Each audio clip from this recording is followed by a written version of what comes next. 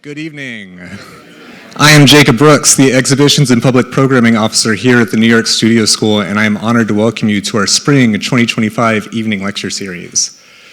A reminder to those in person on 8th Street to please silence all cell phones during tonight's event. We will reserve time at the end for a Q&A with the audience. I'll wait for him to finish. Yeah. We will reserve time at the end for a Q&A with the audience. For those in the room, please raise your hand and we'll bring a microphone to you so our online audience can hear your question. For our Zoom audience, you can submit your questions by clicking the Q&A button at the bottom of your screen.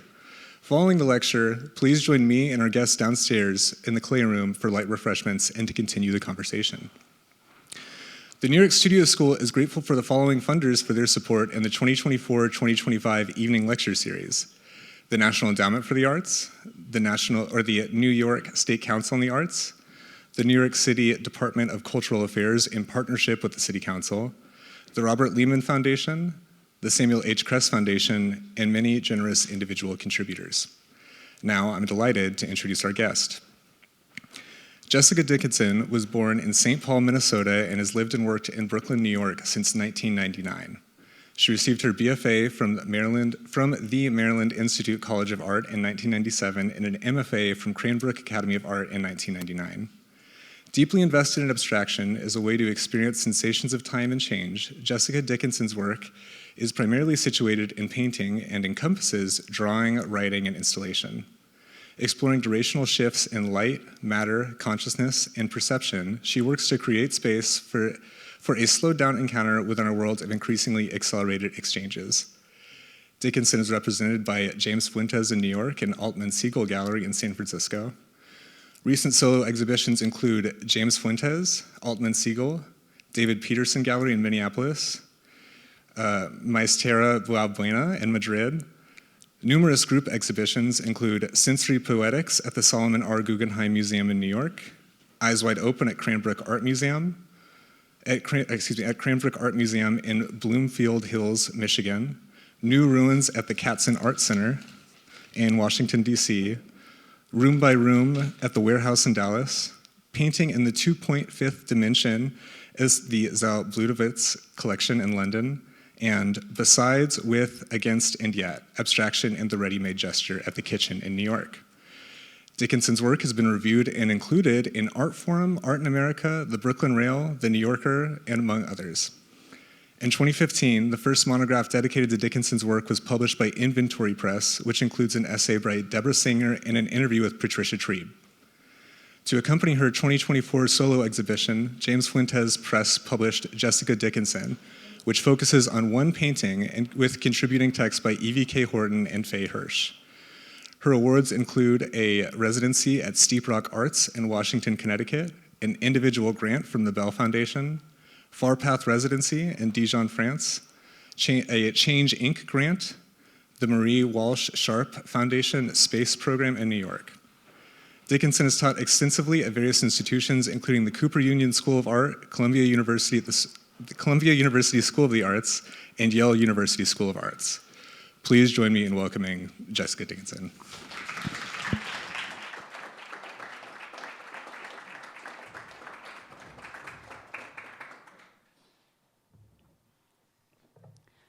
Thank you so much for that introduction, and thank you everyone for coming tonight, and for any of those watching through your screens, thank you for being here. And thank you so much for inviting me to speak tonight.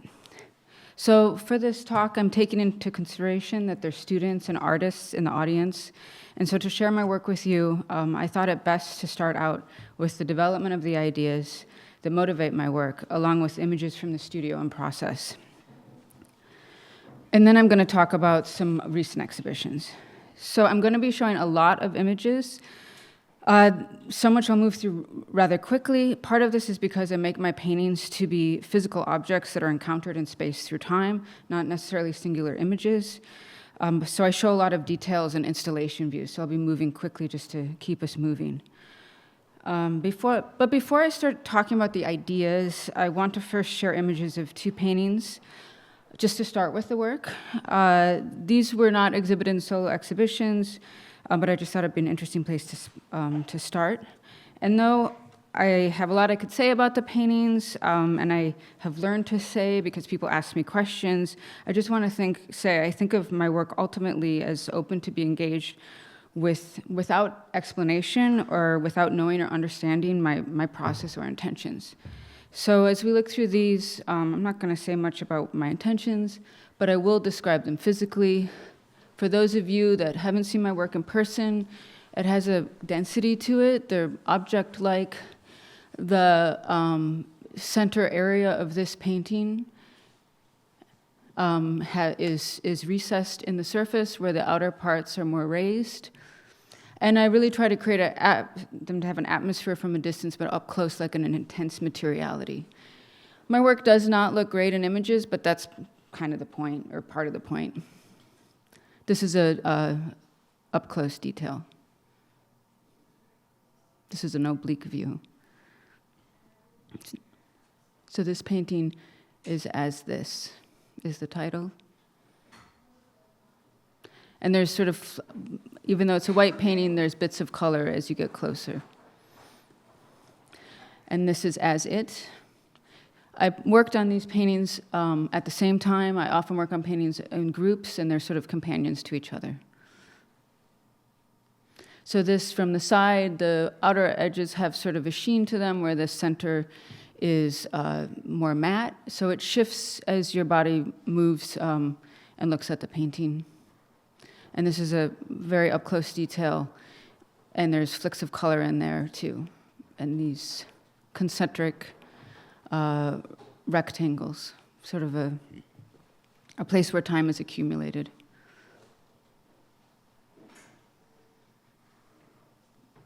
Okay, now I'm going to move on to some words by others that help frame what I do, and that from some people that have helped me along the way. So I'm going to start out with this passage from The Passion According to G.H. by Clarice Lispector. And I just have to say thanks to my professor and mentor, the great painter Jo Smale, who introduced me to her writing when I was in art school in the 90s. It really has helped me get into what it means to work. So this is from the character in this experimental novel is going through an existential experience in her home. And I'm going to read this to sort of slow me down. She says, "Give me your hand. Now I'm going to tell you how I went into that inexpressiveness that has always been my blind secret quest. How I went into what exists between the number 1 and the number 2. How I saw the mysterious, fiery line. How it is a surreptitious line.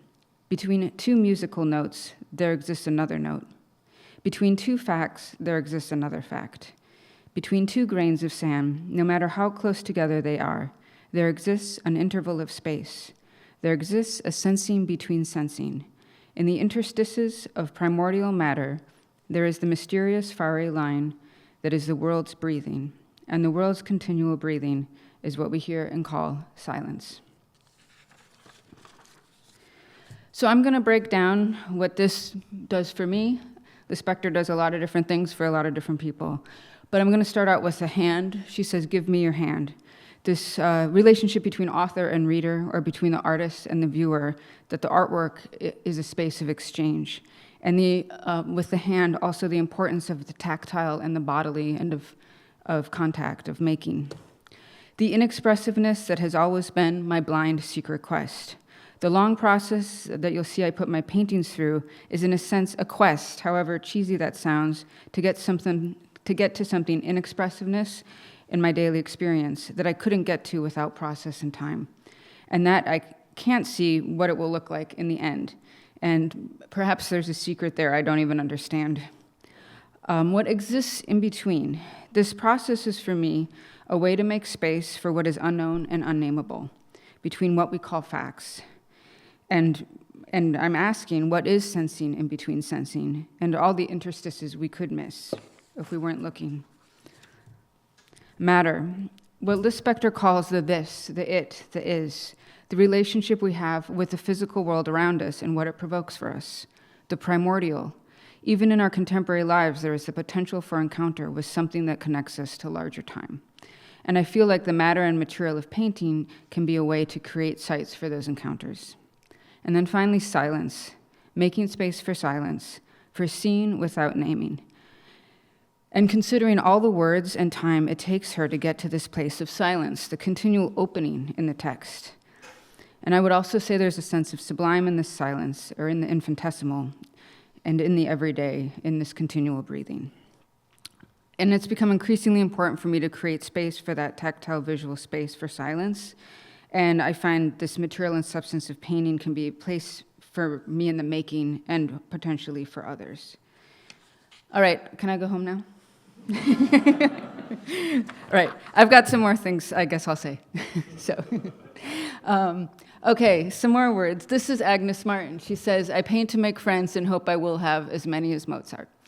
Which is kind of a funny thing for someone to say that we know spent most of her life in the desert making paintings alone. But I think it's important to think about what she might say with this. And I'm taking this from a Griselda Pollock essay on Martin, where she speaks about the potential of art and abstraction to create a space of sharing and belonging, and painting as a space for exchange for multiple subjectivities. That abstraction can be space-making rather than space-taking. And the unfolding in Martin's viewing distances as durational, that this can be an analogy for the time it takes to make friends, for intimacy, to create different types of bonds for subjectivity, and how this can also be like breaking down the boundaries between self and other. And I'm interested in kind of a self-effacement that comes through the process of working, and a generosity that could potentially happen when the work goes out in the world. Okay, this is Eva Hess. She says process, content, and materiality are linked. This is the same for me. Nothing is simply one thing. This is Virginia Woolf from To the Lighthouse. And I think, to me, this speaks about the quasi, that things can be multiple things, looking at the photos on my wall, but also painting is good at this. It's haptic and optic at once, visual and tactile at once. And things can be representational and abstract at once, too, or referential. So now I'm shifting to some paintings that had a profound effect on me and my work. These are Cimabue's 13th century paintings in Assisi. I first encountered these when I was in art school in Italy, or I studied in Italy. And for those of you that haven't seen these, they're in the cathedral and they're very large and they're in the back of the church. And whatever he painted white with the fresco process turned black for some reason. And then it had subsequent damage from just time and accident and whatever happened. But when I came across this in 1996, it was just really, they seem to be paintings alive to me now, not something that was damaged. And some of them are scenes from the Book of Revelations. I grew up Catholic, so I know these stories very well. And I felt like they evoked the meaning of these stories better than the figurative depictions first rendered. And so I think they have like a weight and lightness to them at the same time, and also a brutality of time in them, but also a very specific beauty. And I feel that what happened when I saw these is I was like, wait, how do I make this? How does one make this? It can't be, it's something that happened, but it happened through intention and accident. So that was sort of where I was at. It took me a long time to figure that out. And, this thing, both intention and the accident of time. And so I tried a lot of different things. I'm a trial and error artist and person. And I tried fresco at first. It was too fast and direct. I like to change things. I did large installations that took up corners of rooms, that overpowered you up this way. I do think there's something in the historic and religious weight of fresco that interests me, but it wasn't working through that. They were quasi-figurative, quasi-abstract. Was it the decorative border, holding a void? I tried a lot of different absorbent grounds, but I landed at this point where a friend of mine worked for an artist that painted on spackle, and she said, why don't you try this? And then this was like a plaster-like ground, and I work with oil on top of it because I love oil, and I never wanted to stop using it. And this was kind of a breakthrough for me.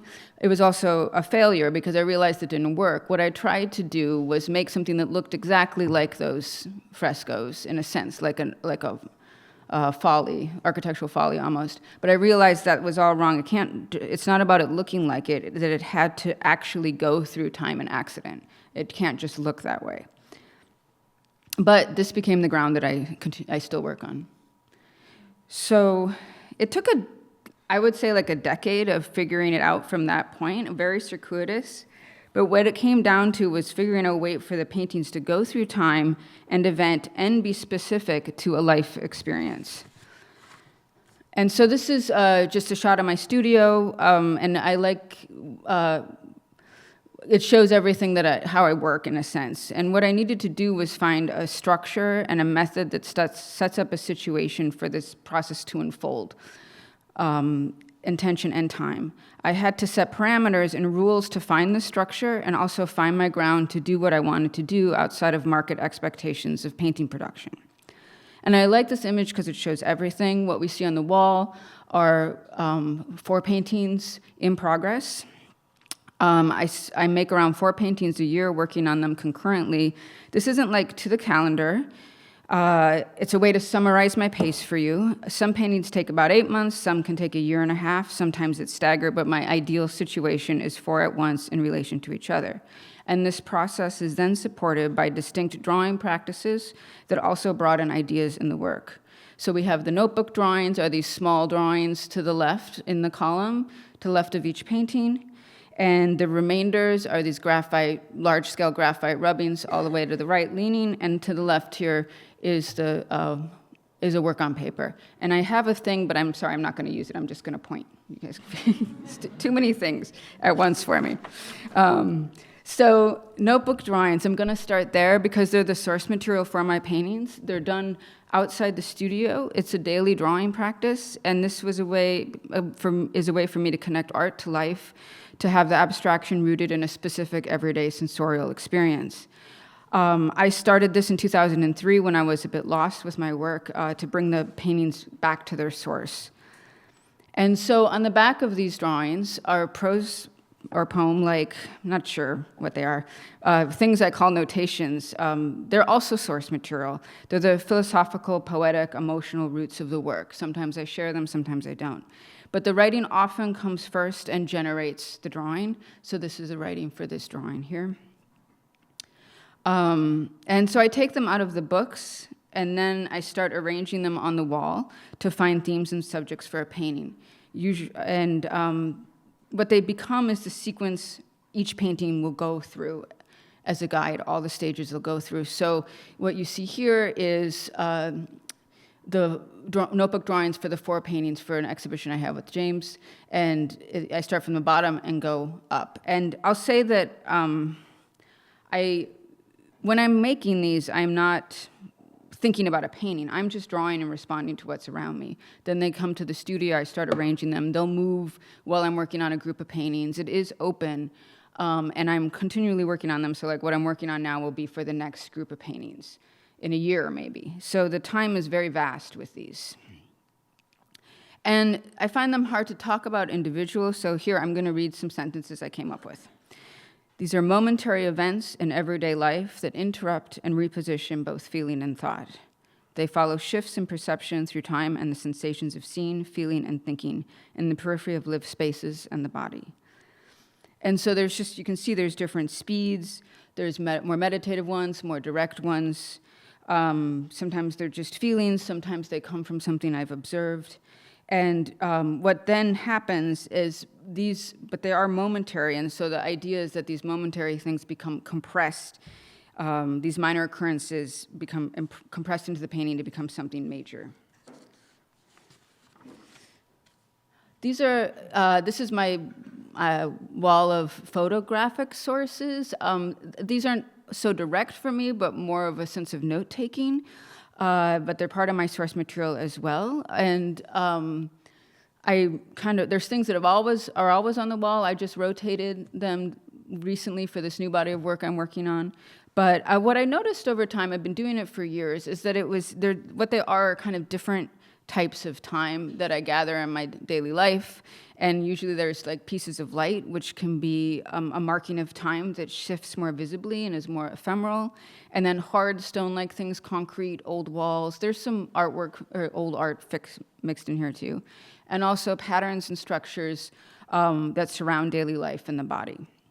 And then a lot of windows, and I just think there's a way they can frame the passing of time and change. And then nuts and bolts with the painting, because people ask me. Okay, so it's a wood panel that I trowel spackle on.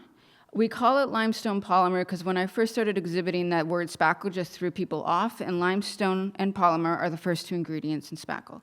And so it's a more pliable plaster. It's not going to flake off, but it's absorbent like plaster. So sorry, it's not some old alchemical thing. It's something you get at the hardware store. And so the painting starts here.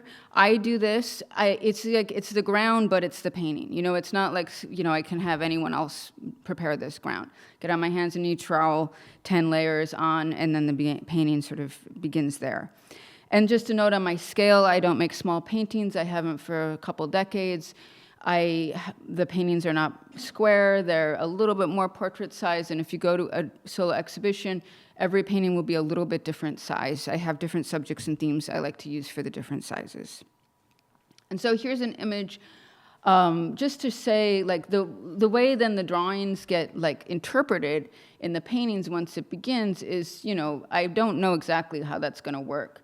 And the painting really becomes a thing of itself. But right here, I've done like 1 through 4 from the bottom up in whatever. It can take me like a month to get something done or a day. It depends on like to get to that place. But I've just carved the surface basically entirely off, but I got the sort of direction of it, or it was an interpretation of this drawing here. And at a certain point, these drawings come off because the paintings have to become their own thing, and this is something that works perceptually in space. And then these are the remainders. These are large-scale graphite rubbings I make of the surface of the paintings. Every time the surface changes, and I finish a passage on them. So that is a rubbing of this painting at this point. And then now that I've done the rubbing, I'm ready to start the next thing. And it's just putting it on the ground, rolling the roll of paper over it on my hands and knees again, making a rubbing and stopping. An important thing here is I always touch things. This I cannot touch. I do it and it's done. And I think it's a contrast to how the paintings are worked. And then it helps me move on to the next stage. And I'll talk more conceptually about the remainders in the exhibitions. Here's a detail. And just a note on how I work, I started working on a drafting table a long time ago because this is where I spend most of the time. You'll see I'm leaning against the wall or on the floor as well, but I wanted to bring the intimacy of drawing to painting and not paint like this on a wall, like we learn in art school or an easel, but I'm very close to them when I work, especially when I do the repetitive procedures. And then my tools, I took this today. This is a tool update. Getting a little out of hand. But that hatchet just found its way to me recently, so I'm looking forward to using it. My other one's kind of dull. So I have, I don't have a sculpture background. With this surface, I started to want, like, how can I subtract to it? I wanted to dig into it, and it started with printmaking tools, then tools from the wood shop, and then all these different types of chisels, rock pick, hatchets, things like that. And I use them not in the way that you're supposed to. It's kind of a mystery to me. And so what we have going on the floor here are works on paper in progress. So what does that mean? Underneath here are several stacks of paper.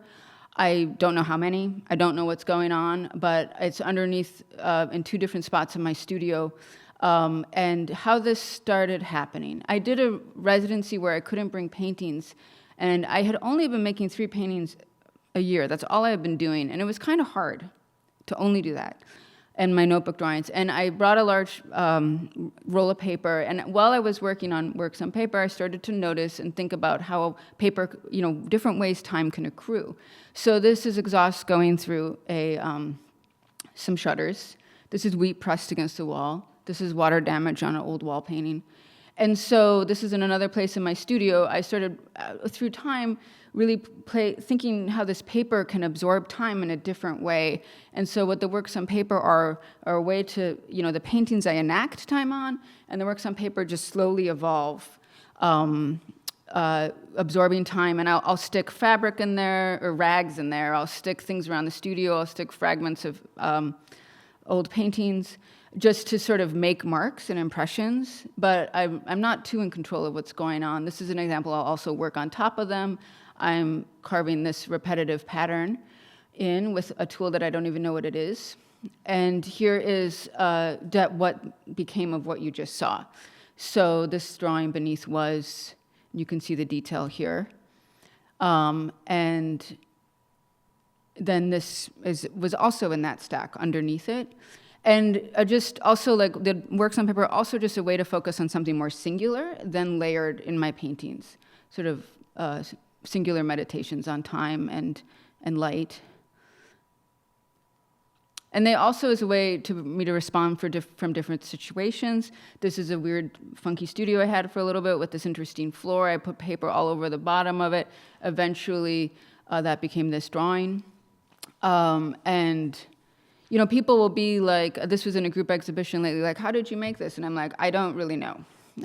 I mean, it just happened. I move things around. You can see the years it took to make it. But I'm not making it. I'm just sort of facilitating it or setting up a situation.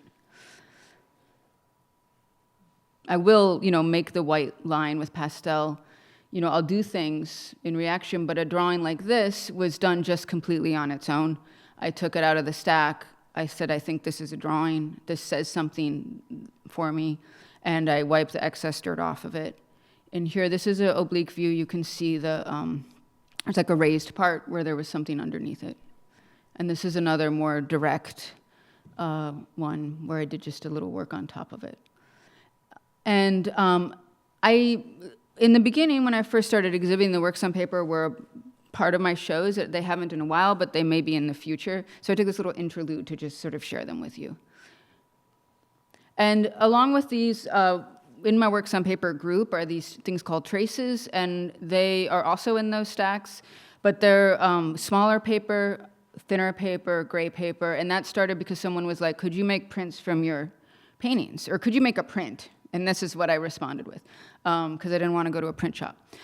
So I, and I came up with the rules. I can only do 3 things on them, and it has to be from the surface of a painting or underneath a drawing. So this is a trace of this painting. But that's evolved because this paper has been in, I have like a collection of old pieces of paper that have accrued time. And then the rules, I just didn't want them anymore. And so they've kind of become part of this sort of works on paper group, just a smaller scale, thinner paper, so they do different things. I still do rubbings from them, with them on paintings. So before we leave my studio, I want to just talk about some other friends of mine, the artists I've learned from. And I would say they all have sort of an idiosyncratic approach to abstraction. Jada Feo and the Rose, this painting that she spent 8 years on. It just, when I learned about this painting and read about it, she talked about it having the painting going through a lifespan, and that gave me permission to spend the time I needed to on my painting, and it was really illuminating. Jack Whitten, the way he works with process and painting and the materiality of the ground. And also he talks about setting up a situation. I read that in Notes from the Woodshed, and so I was happy to find a friend there. And just, the way he works with chance, and also his inventiveness with tools and process is inspiring. Emma Kuntz, not sure exactly. I think there's something in the way she just, the focus that these drawings have, and this drawing is working through something. And then Anne Truitt, although our work looks very different, the way she uses perception, space, and color, and also, more specifically, the way she turns personal experience into something formal and abstract. And so the writing, I'm trying to come to terms with it. I never set up to write poems. This is just how the words come to me. I don't really know much about poetry, and I find sentences to be frustrating. But there's a reductive language in here that I think can be similar to my paintings. And the writing is generative for my work, and the process of making paintings generates writing. And so a notation like this is from my studio log, and this often happens in reaction to a stage in the process that is conjuring new meaning that wasn't there in the beginning. And it also can provide a structure for exhibitions and poetic frameworks for a body of work. So this leads to the first exhibition I'm going to tell you about. This is 2021 at James Fuentes in his Delancey space. It's called With. And so that text became, this is a little takeaway card I made for the show. It says, if time could be seen, how would it look? It looks at us, slow or fast, or stopped and backwards. It loops in the mind, but still, one foot in front of the other, it passes. And these are hand-stamped from my studio. And so this show was started in 2019 before the pandemic lockdown and completed after lockdown was lifted. And I structured it as a cycle of day passing. I'm going to read to you what I wrote for it as we look through the paintings. So bear with me. The show is titled With, to enter the being with we have with time, with each other, and the spaces that surround us. The 4 paintings focus on different times of day and stages of illumination, following transitions between states of light and states of being to mark time and change. Traversing the pre-dawn, morning, afternoon, and early evening, the paintings linger in topographies of shifting tactility and atmosphere. The rectangular forms in each painting come from windows in my life that I've spent extended time with, yet become abstract through how they hold the passing of thought, sensation, and reflection. Sediments of minutes, hours, days, years, decades unfold to move through how presence can be found in absence, the density of loss, and the contours of rupture that define us. These works also consider the labor and process of paying attention, accepting slowness, settling into silence, the generative time of care, registering small actions that go unseen, spaces where quiet resides, the black of the pre-dawn window pane, the deep blue that follows, the effort to break into expansion.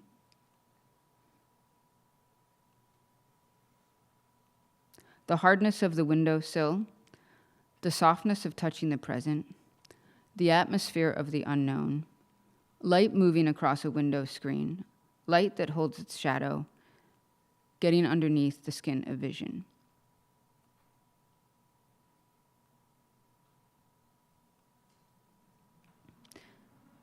Carving out solitude, solitude's tether to others, the stability of symmetry, the strength of vulnerability, destruction that leads to new ground, and the possible.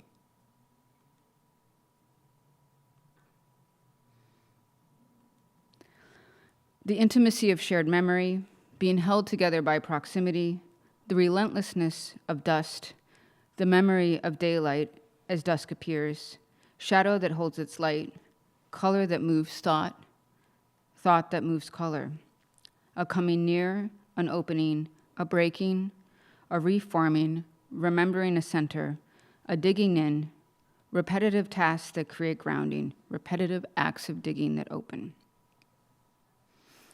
What windows offer, what paintings can offer. Making paintings as a being with, looking at paintings as being with, engaging with paintings in proximity with eyes in a body in space, being with each other with eyes in bodies and spaces.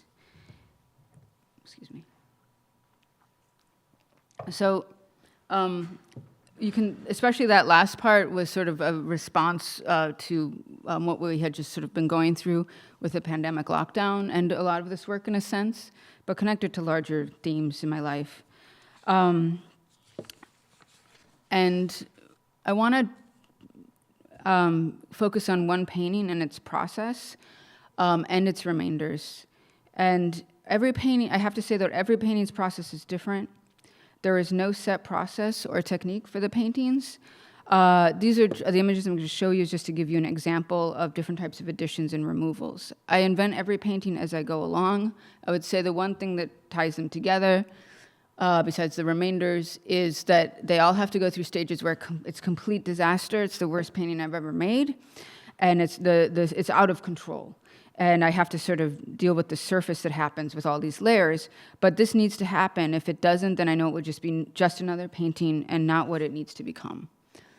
So I won't go into detail. This is an additive process with fragments. This is chiseling off.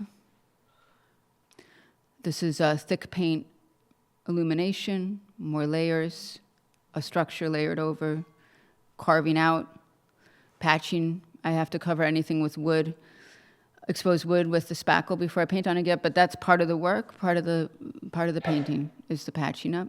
More layers, goes through a dark stage. To the right, you can see the notebook drawings for this painting. Gets darker, flatter. From time to time, I incorporate the major chance aspirations in my life, which is my child. And when you're working on a painting for a year, you're like, I need something, what do I need? Oh, here, do this. So it's a way I work sort of what's going on in life. So this I carved out, patched up, painted over. Then I started carving this line that went up the painting, removing the entire surface. This is a remainder being made. This is an example of how work on paper sort of comes into play. So I swept everything that I chiseled off that painting into this form, and then I layered paper over it that subsequently became works on paper. Patching, white layer. This is getting ready to carve these two rectangles. I just did it small marks. I did this concentric diamond pattern whenever there was a certain color. And then I went and painted it the same pattern thin with a small brush. And that created sort of the luminous rectangles, that action, which was really slow. So that's the end of the painting. This is the remainders. This I always start off when I finish plastering the surface. That's always the first one. Yes, they register the surface. There's shifts of light and dark through time. They're sometimes subtle. They're sometimes dramatic. It all counts. It all is one piece. That's all part of the passing of time. They become an archive, but yes, it's also a poetic telling of change through time that's a bit different from the paintings. They unfold laterally. They're more spare.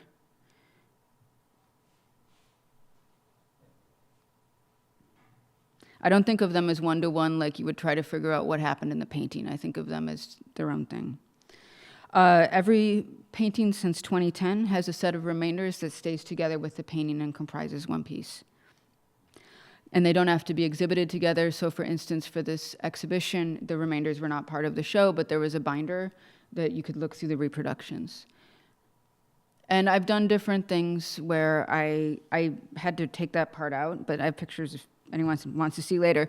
I've done books that, like self-published books of the remainders that go with shows. I've displayed one painting with its full set of remainders. They've been framed. I've shown them directly on the wall. I've done sections, just selections. There's a flexibility to them that I kind of enjoy having, and an openness I try to have with how they can be exhibited and how they can exist. So this is moving on to a show from 2022 at Altman Siegel in San Francisco. And this is the first, what I've been doing, first time I integrated time and change into the exhibition itself. So I'm going to read this because I always screw up trying to explain it. The exhibition included 4 paintings, and the installation rotated 4 times throughout the exhibition. So all 4 paintings were shown with their full set of remainders in the main room. There's a front sort of entryway, place where paintings are shown, a main gallery, and then a gallery in the back. And all other paintings moved around those galleries as well. And so here, this is when you walk in, this is to your left, and these remainders are snaking around into this large room, and this is the painting that accompanies these remainders from No. And so I wanted a chance for the different remainders set to be encountered as wall installations. And also these paintings were developed very differently from each other. And my previous exhibitions, I was trying to make atmospheres work in one room with the paintings, and I realized these needed to be separated a little bit. It's called From No Here With This. So I'm just going to go, it's very hard to see this painting in this projection, but just to give you a sense.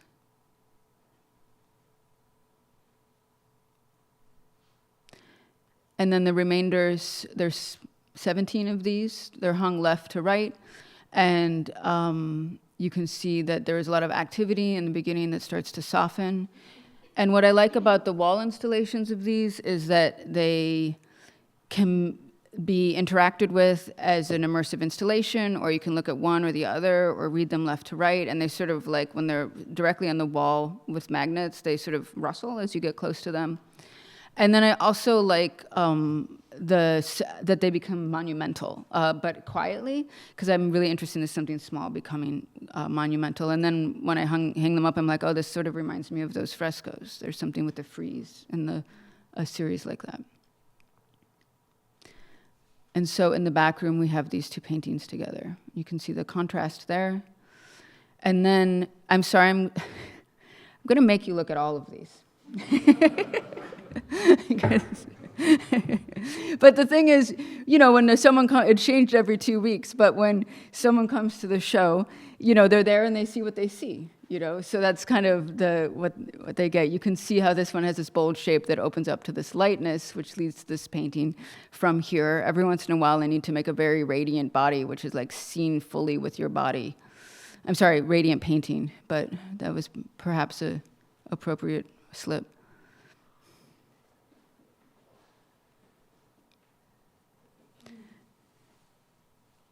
And then in the back, it's more quiet. So there's sort of different iterations of the show happen throughout its run. And so this one with the luminescent blue painting had very sort of subtle remainders that kind of remind me of dirt.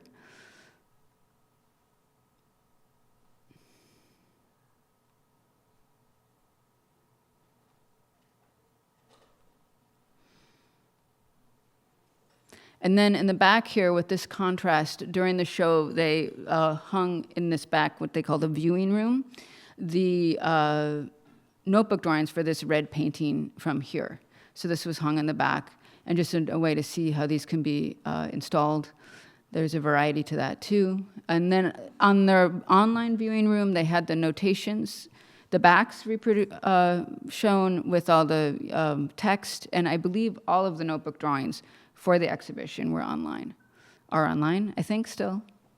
And so this is the final iteration. You can see the remainders have sort of gotten smaller, so they all have sort of different sizes. There's between 7 and 23, I think, is, in general, how many remainders I've made. This is a sort of gray painting. This, people are like, where did that circle come from? And I just want to show you how a temporal thing can happen with the remainders. I was interpreting a drawing that was sort of a meditation on dirt going down a drain, sort of an abstraction of that. So what I did was I took these graphite sticks, made the circle, and then I did a remainder over that. And then I leaned the panel up, the graphite fell down, and I carved out anywhere there was graphite, and that became the next layer. So sometimes that happens every once in a while, something more temporal. And then I thought this set of remainders was interesting to point out this, this shifts, there's a sort of expanding light that happens, and that's a registration of this painting's final state. And this gray, this is a very sort of subtle gray painting, but that mesh on there, which is hand-painted meditation on a window screen, became light in the remainders. So that's a way I like the remainders to tell a different story than the paintings, but one that is part of it.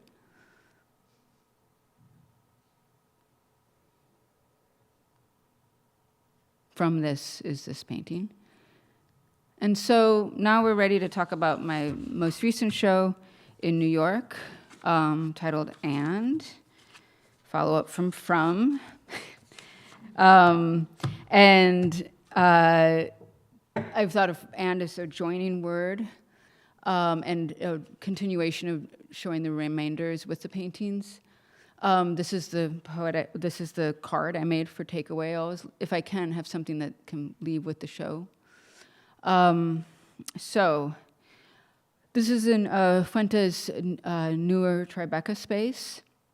And so for this show, were 5 paintings. I worked almost 2 years on this show. This is a sense of the 5 paintings. And on the central pedestal, all 5 sets of remainders were displayed. At the beginning of the show, it was stacked all the way to the right, and then it was periodically leafed to the left, so that 2 remainders were always on view, like an open book, and it moved in sequence until all the remainders were shown. So this is the professional shot showing the remainders 12 and 13 for this painting, and now behind it. So I'm going to intersperse some of my own photographs, just because this was hard to document. And so I just kind of let go. What you saw is what you saw when you got there. But just to give you an idea, this is at the beginning of the show. All the remainders are stacked to the right, and the number 1 is to the left. And they were stacked very, pragmatically. It went from left to right. The 13 remainders for that white painting, they were on the top, and then the remainders for the painting all the way to the right, the yellow one, not that one, but the other one, was all the way at the bottom. So that's the way it was paged through. I had a schedule. They were, the remainder was changed 2 to 3 times a day, and so people could know what they're looking at. This is just a pictures of me moving the remainders. It wasn't an art handling moment. It was mostly done by staff at the gallery who would just get up at the appointed time and move the remainder from one to the other. And so this way, each remainder was shown with the one that came before it and the one after it. And if people were visiting the gallery, they witnessed it. If not, they just saw what they saw when they were there. Yeah, I was like, should we take a picture every day? But no one seemed to want to do that. And I just was like, it's just there. It's just doing its thing. So this is the remainders for the painting there, and hold. And this is just to give you an idea, near the end, all the remainders stacked on the left, and less on the right. And that's for the yellow painting, and nose all the way to the right. So I think I'm just going to, how are we all doing? We doing okay? Okay. Since it's so hard to see my work in images, I'm going to read some of the things I wrote for this, interspersed with just looking at it. So, because it changed a little bit from with some of the things I was thinking about with this show. This painting's called And Hold, and this is some of the writing that was on the card. Shifting light moves thought, silence is found and then lost. Surfaces hold us here in solid impermanence. Window, blanket, floor, ceiling, wall. Matter presses forward into radiance, held suspended as the structures lose their names and offer solace. The breathing of living, moving through continual nights and days, hands out and in, always finding again and again. This painting is And With. When I was talking to James and my other friends at the galleries about this painting, he mentioned that it felt so elemental, or something like the elements in this work. And I think specifically with this painting, I was trying to conjure and wanted to be in front of these sort of sensations that are rare that I've had of being really connected to something larger and vast, yet in a contained space of a painting. This is And Now, which stubbornly does not want to be documented. It has a grit to it, which is hard to capture.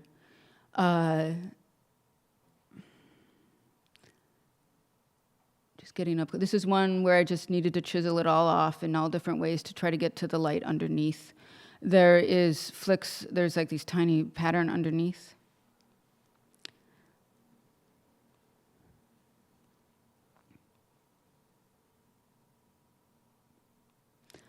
This is And Is. I'm going to read a little bit more. And hold with now is knows. 5 paintings connected while each doing their own work to get to a potential for expanse. The work of getting to see what is always there. Each painting, during their process, went through a conflict, obstacle, or seemingly unmovable passage that forced new space and seen in a new way.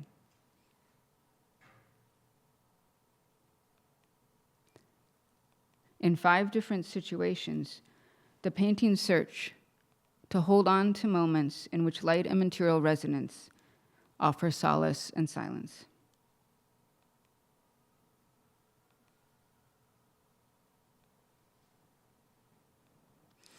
And the remainders are on the floor, withholding the whole story, but 2 at a time revealed. During their process, I lost myself. While the paintings search for light in a solid physicality, the remainders are their moving shadows. As the paintings engage chroma and light, the remainders are like ground, dirt, registers of their material state.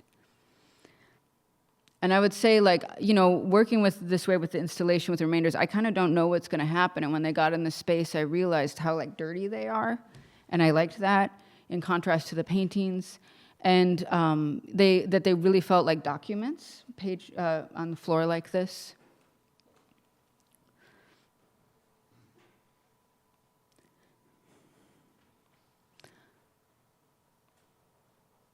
And finally, I think of the show as a complete installation. I wanted a symmetry to it because I wanted viewers to walk in to feel something that feels stable and open. The sequences and placement of the paintings is meant to move through expansion and contraction of space, held in a moment of suspension before it passes. While in the remainders, time is passing on a rhythm, and together, potentially and hopefully, a continual offering of the present.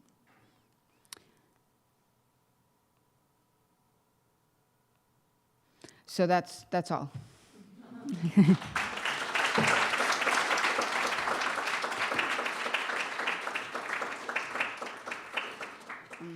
Are there any questions?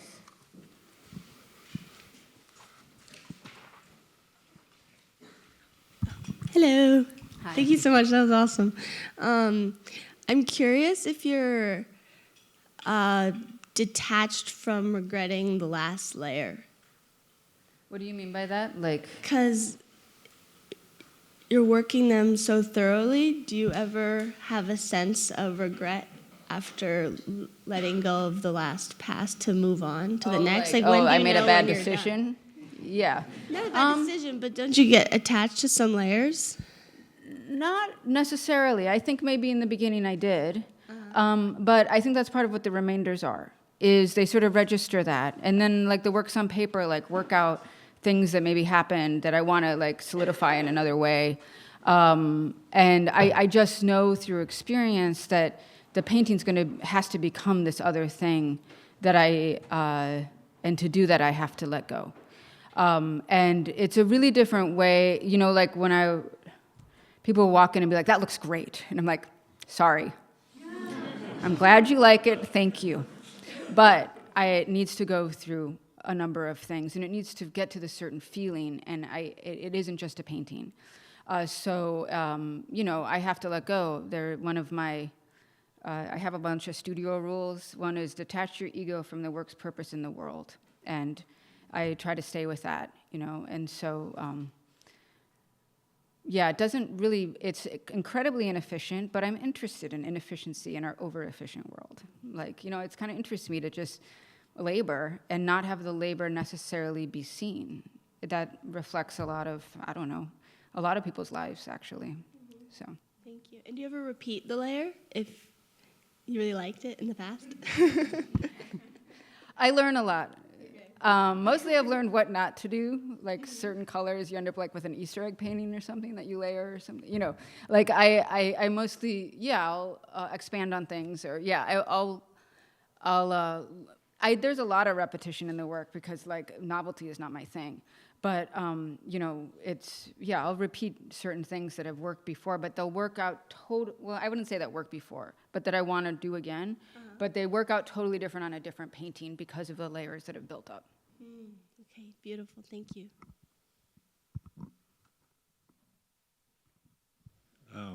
Thank you. That was really amazing. Would you share your other studio rules? I mean, there's like 20 of them. So I don't know them off the top of my bat. You know, they're taped to my, I have to look at them every once in a while. So I don't have an image of them. Maybe I'll do that thing on Instagram if I feel like being there, and I'll post it again. I've posted it before, if that sounds good. I'm sorry I can't. There's a lot of them. A question from Zoom. How does color get chosen? Can you speak to your gravitation to natural/neutral colors? The color is, I would say, you know, I'm trying to work a lot with light and expansion or contraction of space. I'm not thinking necessarily about the color of the surfaces of things in the world. And, you know, at first in sort of the stages the paintings go through, the color is sometimes symbolic, but it turns into sort of being atmospheric, perceptual, you know, certain things that I'm working with how to make something happen in space. And with many of the paintings, they go through light, like literally, like what lightness and darkness, neutrality, chroma. They go through all those things, and the layers make the color of the painting. And I think also I want the paintings to evoke certain sensations. So if it's a painting, you know, a bold painting is one that's like a really intense sensation, where other ones are really like slow and more pensive or neutral. Like, you know, I just sort of, it's more related to something poetic, emotional, and again, light and perception. Hi, I saw your show at James Fuentes, and it was really great last year.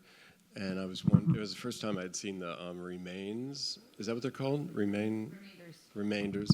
And are you pretty, like, I hate to use the word strict or something, but are the remainders from every layer or each move you make? Are you continue to use them? There's a lot of things that happen on the paintings. How do you determine when to do a remainder? You know, a lot that happens, it's maybe a thin layer color or something like that. Every time the surface sort of changes significantly or has gone through sort of like a stage is completed, like there a certain, you know, like something has happened to the surface and that's completed. So that if that makes sense. And my second question is, it's probably going to be really hard to answer, but how do you determine when something is finished? Is it really a buildup of the mark making and the feeling of it, or do you have an intent that you come to in that work, for example, that you want to achieve, or is it more based on the sensibility of it? Kind of a combination. It is that it has to go through the stages, right? Like I say, don't stop if it just looks good. And it has to there has to be something perceptually happening in space, like the speed at which it unfolds when I'm looking at it. I try to get feedback near the end because I'm so inside the work, just so I know how it's reading to other people. But I say ultimately, the paintings get to a point where I feel like they're looking back at me. That they have become something other and left me, and have gotten to I would say maybe a specific sensation or emotion or feeling that I feel like that was what I was working for, even though I didn't know what it was. So it takes some time. Deadlines are hard. So. Anyone else?